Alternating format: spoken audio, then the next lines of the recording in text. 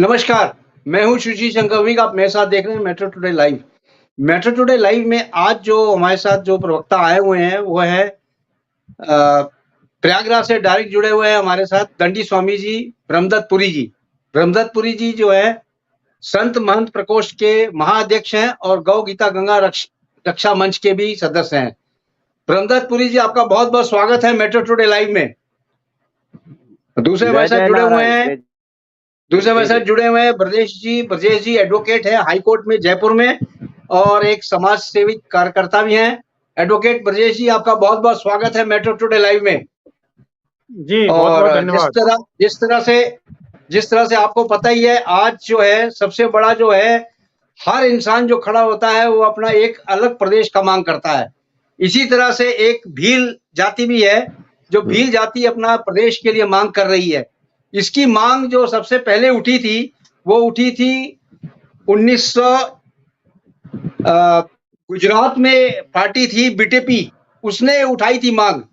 वो जो पार्टी थी भारतीय त्रिपुटी पार्टी थी और त्रिपुरा भारती पार्टी थी, जिसने कहा था अलग आदिवासी देश बनाया जाए और उन्होंने मांग उठाई थी 2017 में।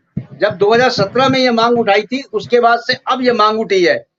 ब्रजेश जी, इसके बारे में आपका क्या ख्याल है कि जो भील प्रदेश की मांग उठ रही है, क्या ये केवल जाति का ही एक स्टंट है या बीजेपी मतलब पार्टियों का एक स्टंट है? जी ब्रजेश जी। जी, पुनः प्रणाम और आपके चैनल के माध्यम से सभी दर्शकों को प्रणाम करता हूँ। असल में क्या है कि भील जनजाति अपना भील प्रदेश मांग रही है। सबसे पहले मैं थोड़ा सा इस पर प्रकाश डालना चाहूंगा कि राज्य किस तरह से बनता है। जी जी। राज्य बनाने की पावर किसके पास में है और राज्य कैसे बनता है और राज्य बनाने के लिए क्या क्या आवश्यक होना चाहिए।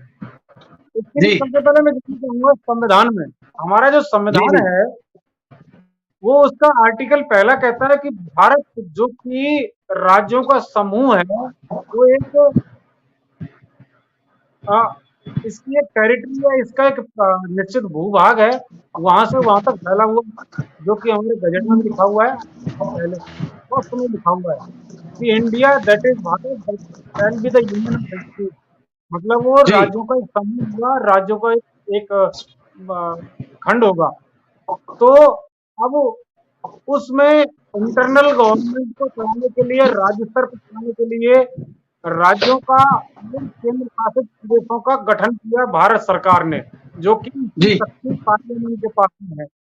तो जिस राज्य की मशीनरी ठीक ठाक नहीं चलती है या केंद्र सरकार को लगता है, तो वो राज्य को विधानसभा को भंग करके या विधानसभा रखते हुए भी अपने अंडर में उसका राजकाज ले लेती है। जैसे कि चंडीगढ़ है, पांडिचेरी था, दादरा एंड नगर हवेली है, अंडमान निकोबार है। तो ये जो है इनका केंद्र से ही शासन चलता है, तो एक केंद्र शासित प्रदेश है। बाकी पहले बहुत से हमारे पूर्वोत्तर राज्यों में केंद्र शासित प्रदेश हुआ करते थे, लेकिन धीरे धीरे उनको राज्य में परिवर्तित कर दिया और आज वो फुल फ्लेज्ड राज्य हैं, पूर्ण राज्य हैं। जी जी। आपने अभी 2019 में एक एग्जाम्पल देखा कि जम्मू कश्मीर था, पूर्ण राज्य था, लेकिन वहां पर बहुत आतंकवाद, उग्रवाद ये चला करता था। तो वहां पर जो केंद्रीय सरकार थी, राज्य सरकार, वो उसको रोकने में असफल हुई, नाकामयाब हुई। तो केंद्र सरकार ने कानून बना के 2019 में जम्मू कश्मीर को राज्य से बदल कर उसको केंद्र शासित प्रदेश बना दिया। मतलब अर्ध राज्य टाइप का बना दिया है। वहां पर विधानसभा तो होगी, लेकिन बड़ी पावर केंद्र के पास रहेगी। तो उसमें से एक अलग करके एक हिस्से को, लद्दाख जो है, वो पूरी तरह से केंद्र शासित प्रदेश बना दिया। तो इस प्रकार से केंद्र सरकार के पास में पावर होती है वो राज्य बनाने की, दो राज्यों को एक राज्य करने की, एक राज्य में से दो राज्य करने की, या एक या दो राज्यों में से अलग कोई राज्य बनाने की, इस तरह से मर्ज करने की, अलग करने की, डीमर्जर करने की पावर पार्लियामेंट के पास में होती है।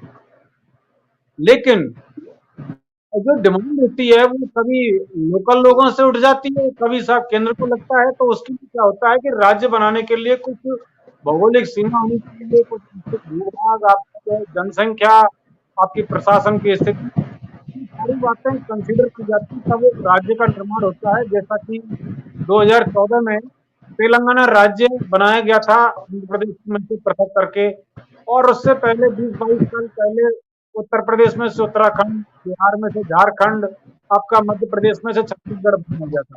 ये जी बनते रहते हैं, राज्य में से केंद्र शासित प्रदेश भी बनते हैं, परंतु मुझे जो एक बात की आपत्ति लगी, कोई दिक्कत नहीं है, हमारी जो भील जनजाति है, राजस्थान में भी है, महाराष्ट्र में भी है, आपके मध्य प्रदेश में भी है और गुजरात में भी है, और ये उड़ीसा में भी है भील जनजाति, और ये भील जनजाति आपकी त्रिपुरा में भी है।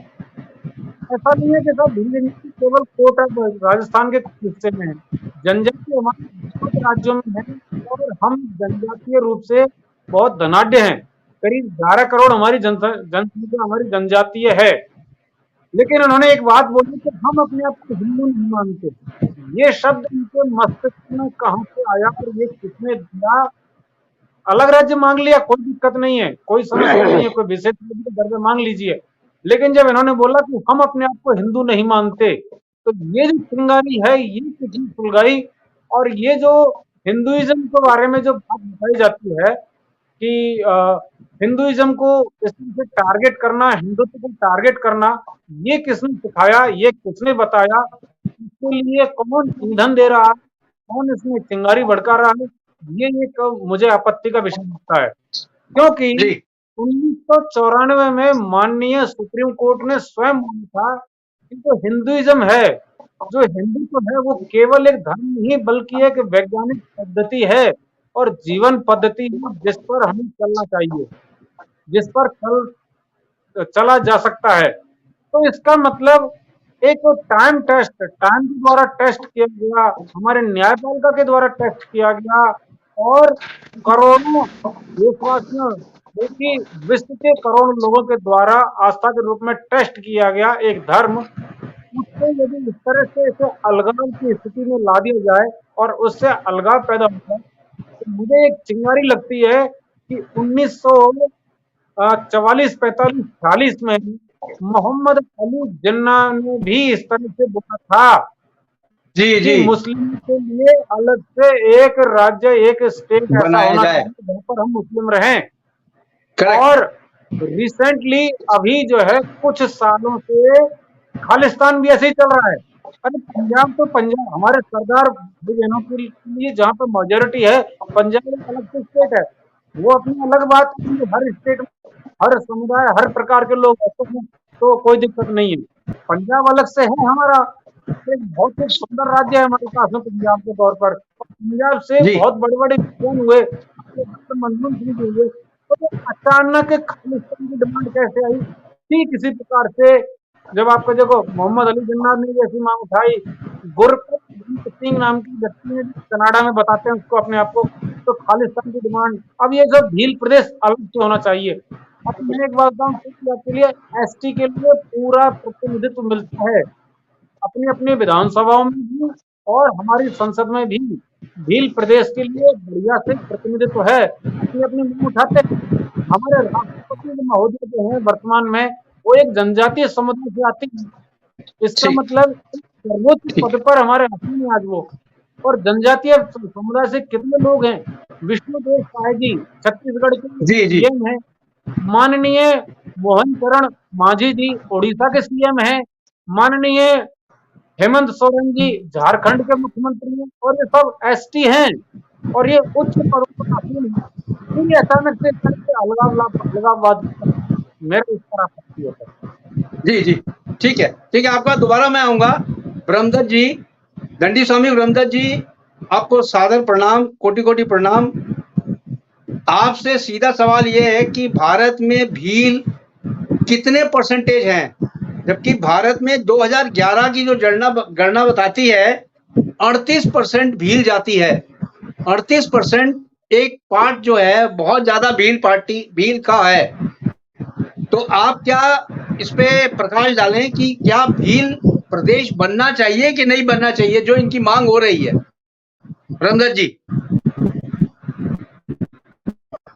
जी जी, मैं मानना तो जी। ये जाति जाति और संप्रदाय के नाम से अगर कोई अलग भूभाग मांग रहा है तो भविष्य में हो सकता है कि अलग देश भी मांग सकते हैं वो लोग।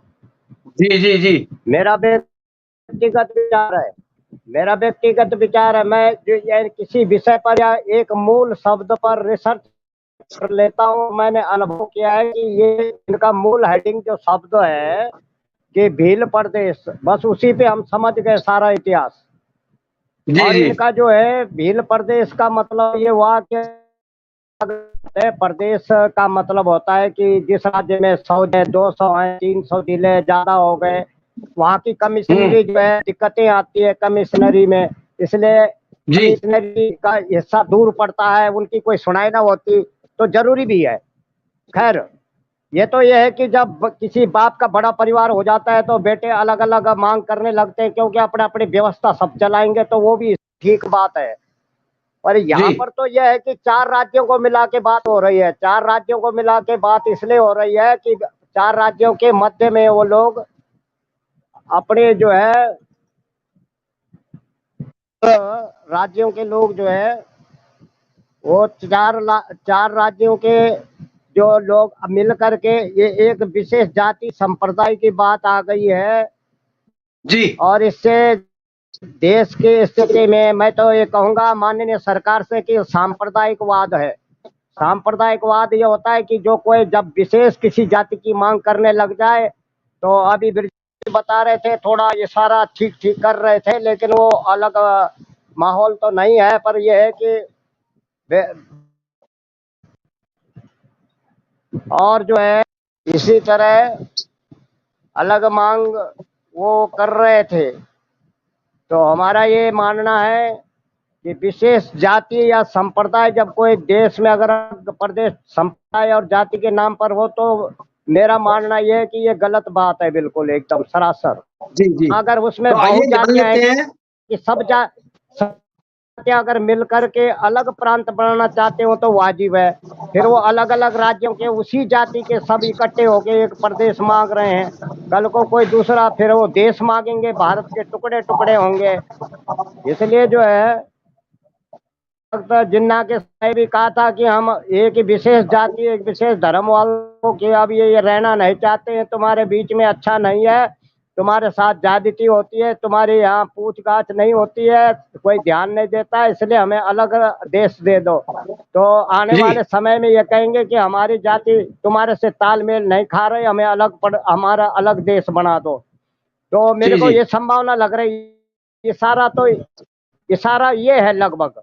और जी रही दूसरी बात कि कुछ राजनीतिक स्टंट है, राजनीतिक लोग उकसा रहे हैं, इनको भड़का रहे हैं, और इनका भी हाथ है उसमें, क्योंकि ये लोग चाहते हैं कि किसी भी तरह से देश के टुकड़े टुकड़े हों, भारत देश समाप्ति की ओर हो जाए। तो एक बहाना है इनकी, बहुत ये जो शुरुआत है ये बहुत खतरनाक हो रही है देश के लिए।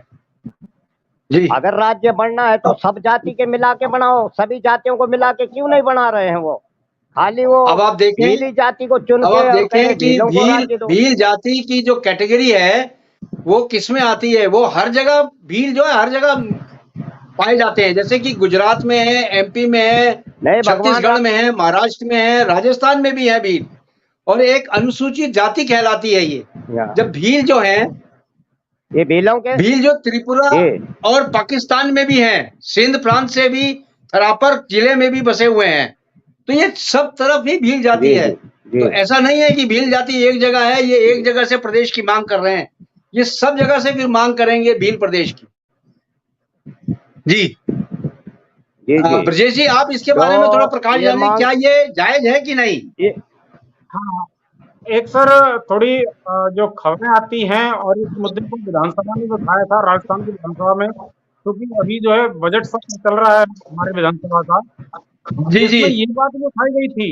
इसको थोड़ा सा जोड़कर देखने की आवश्यकता है कि 2-3 जो शब्द हैं, ठीक है, अलग से प्रदेश बन जाए, इसके लिए देखो साहब उत्तर प्रदेश में मांग कर रही कि भाई उत्तर प्रदेश बहुत ज्यादा जनसंख्या हो गई, संभाल पाना मुश्किल होता है, बन जाए। जी ठीक है, आप जो है एमपी के कुछ हिस्से को निकाल के यूपी में से कुछ राजस्थान में से इस तरह से कर दिया जाए, ऐसा प्रदेश के बारे में बताते हैं।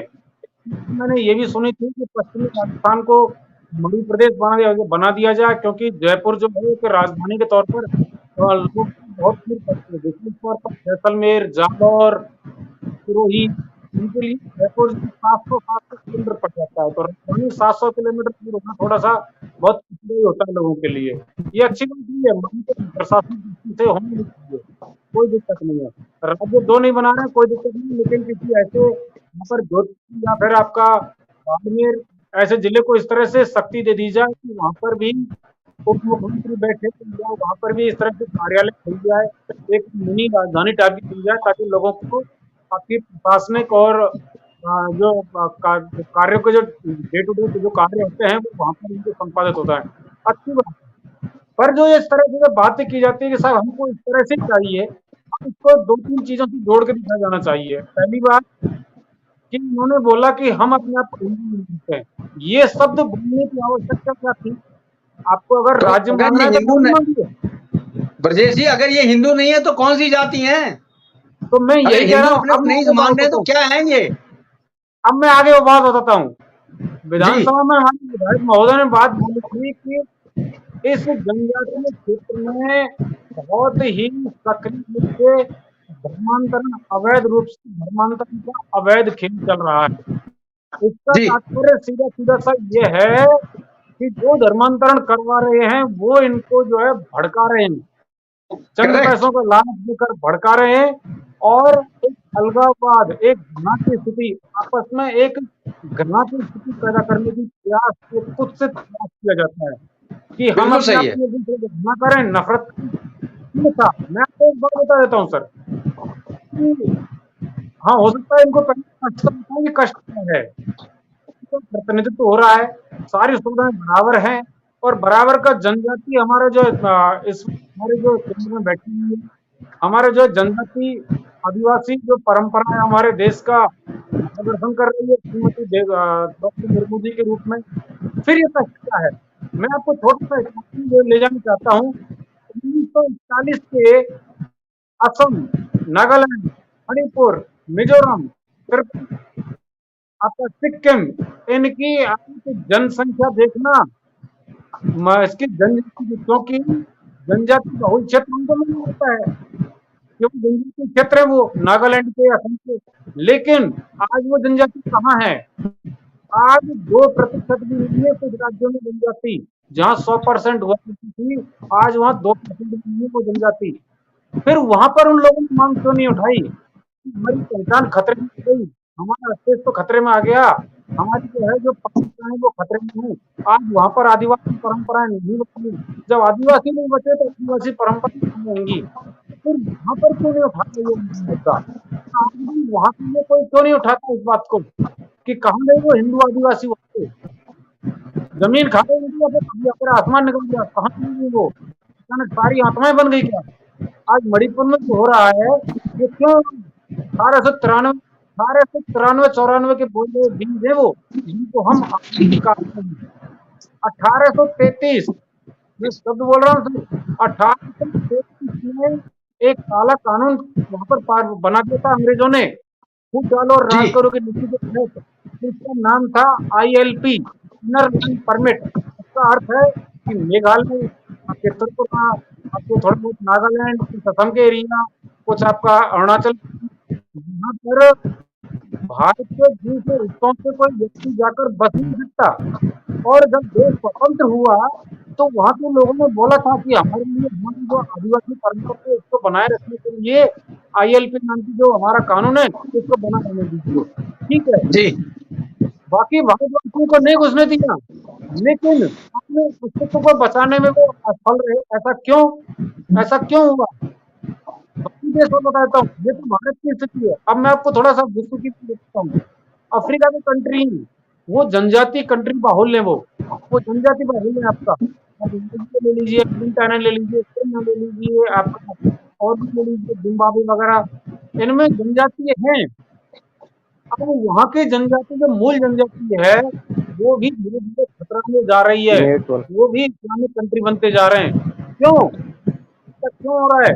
और ये कितनी उस पर कहीं पर हो रही है सारी चीजें?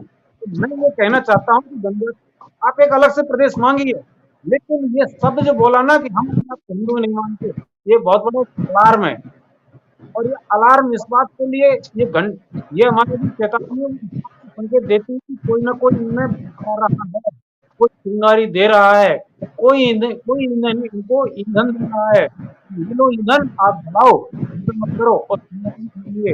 आप ईंधन भी हम देंगे, चिंगारी भी हम देंगे, ये भी हो सकता है।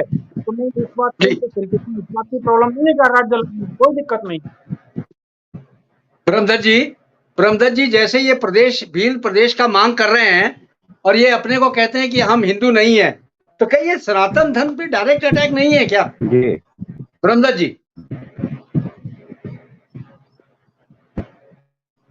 जी पुरंदर जी, आपको आवाज आ रही है मेरी? आवाज आवाज साफ नहीं आई। मैं ये पूछ रहा हूँ आवाज कट आपसे कट कि के आ भील रही है जाति, जी। मैं ये कह रहा हूँ भील जाति जो कह रही है कि मेरे को भील प्रदेश चाहिए और साथ में ये एक वर्ड लगाते हैं कि हम हिंदू नहीं हाँ है, जी, हाँ जी।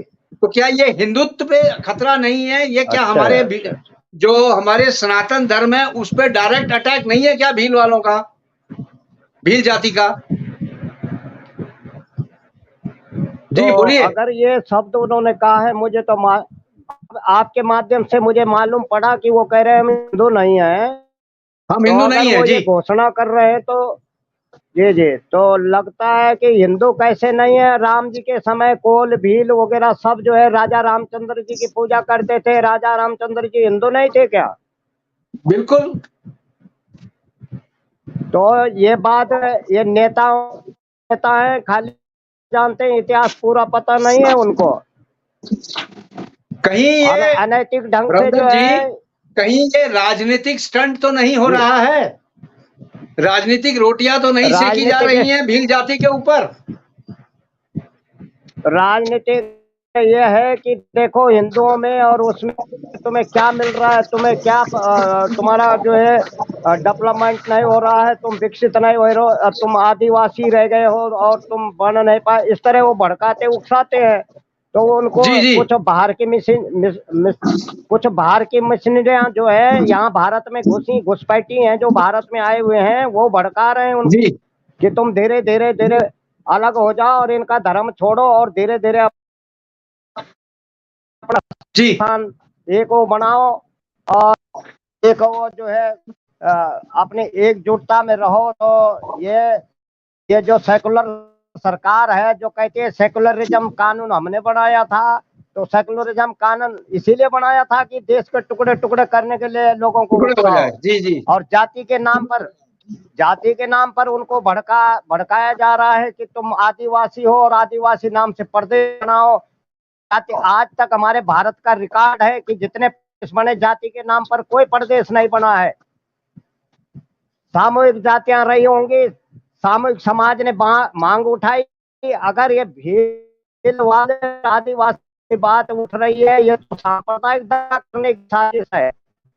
और देश के अंदर किसी जाति विशेष के नाम पर अलग टुकड़ा मांगना, ये तो बिल्कुल जो है देश के लिए खतरे की निशानी पक्का है। तो मैं कह देना जी चाहता जी हूँ जी। माननीय सरकार से भी इनकी जांच बैठनी चाहिए, कौन इनके पीछे जो इनको उकसा रहा है। ये तो हमारे हिंदू वो कोई उनसे कहला रहा है, वो उनको बता रहा है कि तुम ऐसा कहो कि हम हिंदू नहीं है और हम हिंदू नहीं है, इसलिए जो है हमें हमारा मजहब अलग बना दो और हमारे जो है मेजोरिटी हमारी अलग हो। तो माइनॉरिटी के अनुसार नहीं है, मेजोरिटी के अनुसार हो। माइनॉरिटी के अनुसार होता तो होते। मेजोरिटी के आधार पर ये सब जो संबोधन हो रहा है इनका कि भील प्रदेश चाहिए, तो ये मेजोरिटी है कि अपना अपना मजहब अपना एक अलग बनाना, फिर बोलेंगे अब हमको जो है भील देश बनवा दो, अब हम भारत में नहीं रह पा रहे हैं। धीरे धीरे जी और कुछ धर्म परिवर्तन करने वाले लोग भी सम्मिलित होंगे। ये पक्का जी जी कंफर्म, जी आप देखना, चैलेंज है हमारा कि जी ये जी जो जो देश को बांट रहे हैं, जी जी साजिश है कि एक बार मायावती ने क्या कहा था? मायावती ने कहा कि अगर सरकार इनकी नहीं सुनती तो ये बौद्धिस्ट बन जाएंगे, इतने हजार लोग जो है जी बौद्धिस्ट जी बन जी। जाएंगे। तो ये लोग ऐसे जो है ना, इन नेताओं को कुछ आदत और अभ्यास बन गया है धर्म के नाम पर डराने के लिए। धर्म बिल्कुल के नाम पर डराया जा रहा है, प्रजा को शांति भंग की जा रही है। एकता, बिल्कुल ये सही कहा। एकता वाले हैं जो कहते हैं, इन कहाँ गई अब इनकी प्रेम और प्रेम की और एकता की दुकान खोल के, जो बाजार खोल के बैठे थे, अब नहीं जी उठा रहे कि नहीं ऐसा नहीं करते, प्रेम से रहो। कहाँ गया वो राहुल का प्रेम?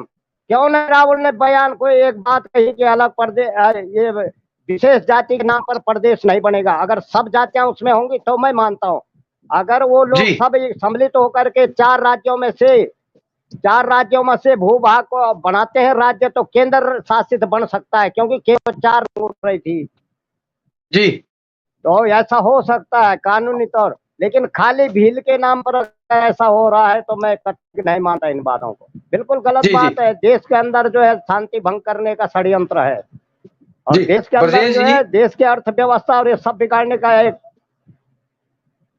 जी जी आपके पास मैं दोबारा आऊंगा ब्रह्मदत्त जी। ये ब्रजेश जी, आप तो एडवोकेट हैं, हाईकोर्ट के वकील हैं, आपको तो पता होगा कि अगर भील जाति की ये लोग मांग रहे हैं कि हमें भील प्रदेश चाहिए, भील जाति, क्या इसके लिए कोई परसेंटेज ऑफ रेशियो होता है क्या? कि अगर कोई प्रदेश की मांग कर रहा है तो उसके लिए क्या कोई क्राइटेरिया होता है क्या? क्राइटेरिया के लिए मैं बताता हूँ आपको सर कि जाति और धर्म के आधार पर, पहला क्राइटेरिया बताता हूँ, जाति और धर्म के आधार पर कोई अलग प्रदेश राज्य की मांग नहीं कर सकता। नहीं कर सकता है, बिल्कुल सही। नंबर एक। नंबर दो, राज्य की आवश्यकता जब होती है तो राष्ट्रपति इसकी वो देती हैं, अनुशंसा करती हैं। राष्ट्रपति के द्वारा इस बात का प्रस्ताव दिया जाता है कि उस जगह पर उस स्थान पर विकास में थोड़ी दिक्कत आ रही है या प्रशासनिक दृष्टि से कोई प्रॉब्लम आ रही है, तो फिर राष्ट्रपति के प्रस्ताव पर जो है संसद में कार्यवाही शुरू होती है इसके लिए। करेक्ट, और बिल्कुल सही। राज्य का सबसे बड़ा पैमाना जब 1947 में जब देश स्वतंत्र हुआ, राज्य बनाने का सबसे बड़ा पैमाना एक ही था, वो था भाषाई। क्योंकि हमारे देश में जब हमारा संविधान बना था तो 22 भाषाओं को चिन्हित किया गया था। 22 जी भाषाएं मानी गई थी जो कि देश की आधिकारिक भाषाएं हो सकती हैं। तो इनके लिए फिर ये चिन्हित किया गया कि कौन कौन से भूभाग में कौन सी भाषा बोली जाती है। तब उस कारण से पता चला कि जो पंजाब प्रांत है वहाँ पर पंजाबी बोली जाती है, महाराष्ट्र में मराठी, गुजरात में गुजराती, आपका जो बंगाल में बंगाली, उड़ीसा जो उत्कल बोला जाता था वहाँ पर उड़िया भाषा, उड़िया भाषा, मिजो भाषा, आपके इधर आपके तमिल, तेलुगु, कन्नड़, मलयालम, ये भाषा बोली जाती है। उसके आधार पर जहाँ तमिल भाषा बोली जाती है वो तमिलनाडु, जब कन्नड़ बोली जाती थी वो कर्नाटक हो गया, जब बंगाली बोली जाती थी वह बंगाल हो गया। और उनको आधार दिया गया, ये बात महत्वपूर्ण है, जिस भाषा के आधार पर वो राज्य बनाया गया था, उस राज्य को ये अधिकार दिया गया था कि वो अपने सभी राजकाज उस भाषा में कर सकता है और केंद्र के साथ पत्रकार उस भाषा में कर सकता है। दूसरा, जी उसका जो है स्टेट का बोर्ड बना, राज्य का स्टेट बोर्ड जो बना, एजुकेशन बोर्ड, उस एजुकेशन बोर्ड के अनुसार उनकी शिक्षा भी राज्य में प्राइमरी से लेकर और ऊपर यूनिवर्सिटी तक उस भाषा में की जाती है। और यही कारण है कि तमिलनाडु में प्राथमिक स्कूल से लेके पीएचडी तमिल भाषा में कर सकते हैं, कन्नड़ में ऐसे ही प्राइमरी से लेके पीएचडी तक कर्नाटक में कर सकते हैं, ऐसे ही मराठी, ऐसे ही पंजाबी, ऐसे ही गुजराती, बंगाली, आपकी ओडिया, असमी, मिजो, बाकी जितनी भाषाएं सब हो सकता है। लेकिन अब मुझे ये बताइए, जाति के आधार पर जब बनाया जाता है तो फिर स्टेट जो बोर्ड होगा, राज्य का जो एजुकेशन बोर्ड होगा, उसमें क्या लिखा जाएगा कि सबको जनजाति बोले आपकी बाईकास्ट भील, ये क्या चाहिए? मैं ये कहना चाहता हूँ। तो मैं राज्य का ब्रजेश जी ये कोई आपसे पूछ रहा क्राइटेरिया धर्म हूँ, और मैं आपसे ये पूछ रहा हूँ, क्या इसमें जनगणना का भी कोई महत्व है क्या? प्रदेश बनाने जब में मैं जनगणना बात का बता महत्व दिया होता है क्या? जब मैं एक बात बता दिया सर, जब एक बात बता दिया कि धर्म और जाति के आधार पर राज्य नहीं बन सकता, नहीं तो बनेगा। उसमें जनगणना का क्वेश्चन ही नहीं है सर। तो फिर कैसे ये 38% पे कैसे डिमांड कर रहे हैं? 38% है ये, 38% है भील।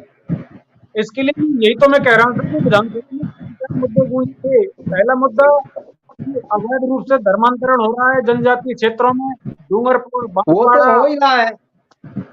बांसवाड़ा, डूंगरपुर, भीलवाड़ा यहाँ पर हो रहा है, पहाड़ी क्षेत्रों में, जंगली क्षेत्रों में हो रहा है। तो फिर इसका मतलब इनके फंडिंग कौन कर रहा है? मैंने आपको पहले बताया था कुछ दिन पहले डिबेट में, जैसे कि जम्मू कश्मीर में मैंने बताया था सर कि बिना पैसे के कोई आतंकवादी काम नहीं करता। तो नहीं उनको होता है। पता चला कि फाइनेंशियल फंडिंग हुई थी, 6-6 हजार रुपए में वो गद्दार हो गए थे। तो यहाँ पर भी ऐसे लोग हैं क्या जो क्या बोलते हैं, धर्म परिवर्तन करवा रहे हैं 50-50 हजार रुपए में, हो सकता है 10,000 में, हो सकता है कुछ और लानत देके। तो एक ये, दूसरा ये भी आया है कि लोग फर्जी आधार कार्ड बना के भी जो है काम कर रहे हैं, फर्जी आधार कार्ड जी बना के। और ये भी आया है कि लोग केवल एसटी का या एसटी का आरक्षण लेने के लिए बौद्ध बने हुए हैं, बाकी वो हकीकत में अपने को क्रिश्चियन मानने लग जाते हैं। दूसरा ये भी है कि उनका मूल नाम तो वही रहता है, लेकिन वो धार्मिक जो उनकी मान्यता है वो चेंज हो जाती है। क्यों?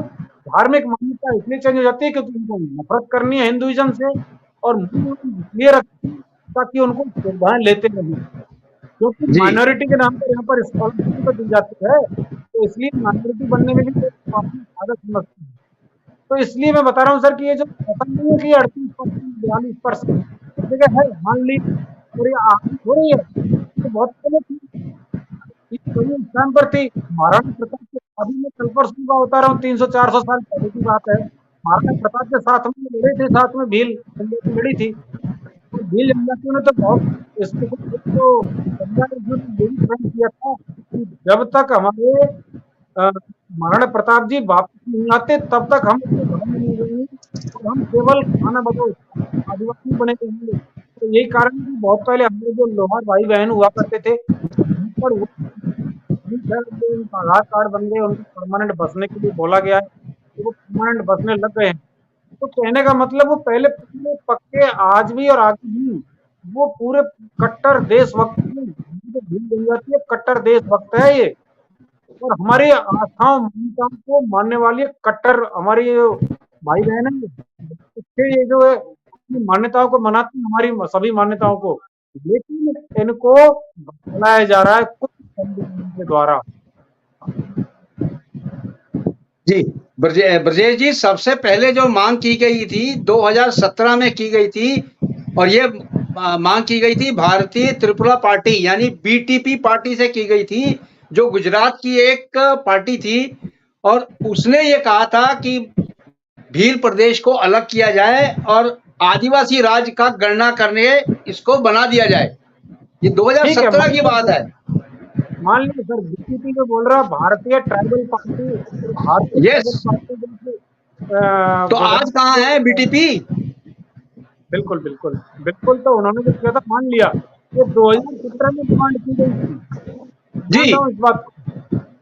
लेकिन मैं ये कहना चाह रहा हूँ कि ये तो ऐतिहासिक रूप से इस स्थान पर विद्यमान थे और आज भी हैं। अचानक 2017 से ज्यादा पुराने 6-7 साल ही तो हुए सर, अभी अचानक से कैसे मांग उठ गई है? जी भारतीय जी आप के बाद में क्यों मांग उठी अचानक से? जी जी गुरुदेव जी, आपसे मैं सीधा सवाल ये पूछना चाहता हूँ, क्या ये भील जो है, भील जाति है जो भील प्रदेश का मांग कर रही है, इनका धर्म परिवर्तन करके इसके आड़ में कोई बाहर से फंडिंग हो रही है क्या? विदेशी फंडिंग से इनको भील की जो है इनिशिएट किया जा रहा है क्या? जैसे खालिस्तान के लिए किया गया था, वैसे ही ये भील जाति के लिए भी किया जा रहा है क्या? मैं इस पर, इस आशंका से और इस संभावना से बिल्कुल इनकार नहीं किया जा सकता है, क्योंकि जब अलगाव की स्थिति होती है तो कहीं ना कहीं कुछ ऐसा लगता है कि हाँ चिंगारी है, कुछ यहाँ से बढ़ रही है, इस तरह का बात करने में कोई दिक्कत नहीं है। परंतु मैं ये कह रहा हूँ कि जब धर्मांतरण हो रहा है तो ये कहीं ना कहीं इनके पीछे कुछ लोगों का हाथ हो सकता है। ब्रजेश जी एक बार इनके बोलने दीजिए। हाँ बोलिए ब्रह्मदत्त जी, बोलिए। आवाज आ रही है मेरी? जी जी बोलिए बोलिए, आप आवाज आ रही है? बोलिए ब्रह्मदत्त जी, आवाज आ रही है, बोलिए आप, बोलिए बोलिए। शायद वहाँ नेट, आपकी आवाज कट कट के आ रही है, नेटवर्क शायद गड़बड़ है। कोई कोई नहीं, आप बोलिए, आपकी आवाज एकदम हमारी दुरुस्त आवाज आ रही है, आप बोलिए, आप बोलिए। तो मैं कह रहा था आपसे एडवोकेट साहब, इसके पीछे बाहरी फंडिंग हो रही है, ये तो निश्चित है, क्योंकि इतनी ज्यादा, इतनी जल्दी ये लोग डिमांड कर रहे हैं और प्रदेश की भी डिमांड कर रहे हैं। इसका मतलब ये है कि राजनीतिक पार्टियां जो हैं वो तो मिली हुई हैं, प्लस बाहर से इनको फंडिंग हो रही है, क्योंकि अगर बाहरी फंडिंग नहीं होती है तो इतना इनके पास स्टैंडिंग नहीं होती है और इतने जोर शोर से ये लोग नहीं प्रदेश की मांग कर सकते। इसके बारे में आप क्या राय है आप? सर, प्रदेश के लिए तो मैंने आपको जैसे ही पहले ही बताया था, वो कोई प्रॉब्लम नहीं है। अलग प्रदेश मांगना, अलग प्रदेश बनाना, ये हमारा संवैधानिक कार्य है। कोई इसमें बुराई नहीं है, कोई दिक्कत नहीं है। लेकिन अपने आप को ये पहले ये सिद्ध करके बोलना कि हम हिंदू नहीं है, फिर हमें एक अलग से प्रदेश चाहिए और ये भूभाग चाहिए, ये संदेह जी, पैदा करता है। करेक्ट, मैं यही कह रहा हूं, इसके पीछे बाहरी बाहरी ताकतों का हाथ है, ये मैं आपसे पूछना चाह रहा हूं। ये सर, इसके लिए संभावना से इनकार नहीं किया जा सकता। इसके लिए एक जांच करने की आवश्यकता है। जांच ये करने की जांच का आवश्यकता है। विषय इसका है, मुद्दा विधानसभा में भी गूंजा था। ये जांच का विषय है, जी, बिल्कुल, बिल्कुल। ये जांच का इससे विषय कोई है, इनकार क्योंकि नहीं इसी किया जा तरह सकता। खालिस्तान को भी ये लोग मांग रहे थे, खालिस्तान बनाने के लिए मांग रहे थे, बाद में पता चला कि इसको बाहर से फंडिंग हो रही थी और बाहर से फंडिंग कर रहे थे, विदेश से फंडिंग आ रही थी, इसी तरह हो सकता है इनको भी फंडिंग आ रही हो। तो ये विशेष जो है जांच का विषय है और बहुत जल्दी इस पे जांच होनी चाहिए, अन्यथा ये तो अपने भारत के टुकड़े टुकड़े करने में कहीं भी कोई असर नहीं छोड़ेंगे। जी, तो बहुत बहुत धन्यवाद आपका, आप आए और आपने बताया क्या है क्या नहीं है। Thank you very much. जय हिंद, जय Bharat. Thank you sir, thank you. जय हिंद।